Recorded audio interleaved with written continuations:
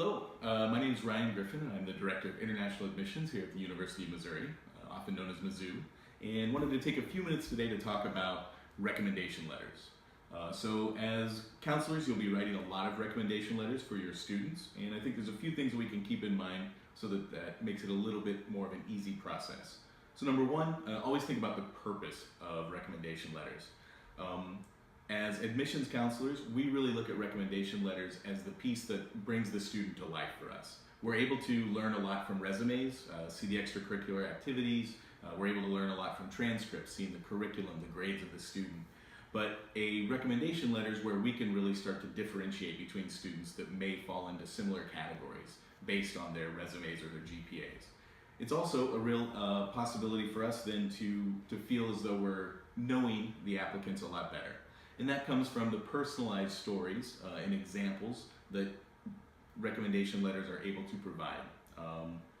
Usually we're able to see that a good recommendation letter will show growth and maturity throughout the secondary school years in an applicant, and it also gives us a better feel for the student's academic ability and their fit on our campuses. So moving on from the purpose of a letter, now we'll look at the actual process of writing that.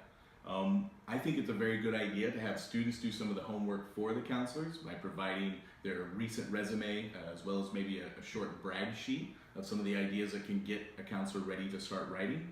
I think it's also a good idea to make sure that the counselor has the exact copy or request for a recommendation letter from the institution that's requesting it, so that you can make sure that you're targeting your information directly towards what that institution wants to see.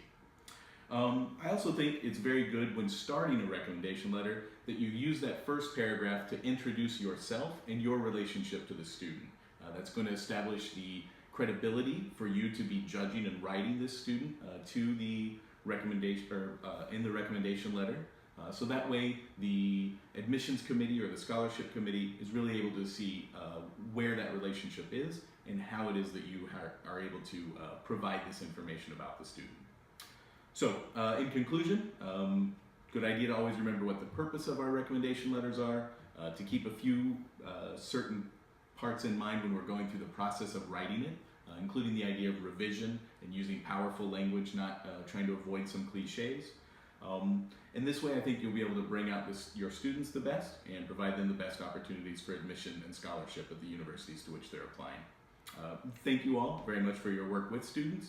And at the end of this video, we'll have a slide with the contact information for the University of Missouri, myself and my team, and we'd invite you to write to us if you have any other questions about recommendation letters or about the programs that we offer here.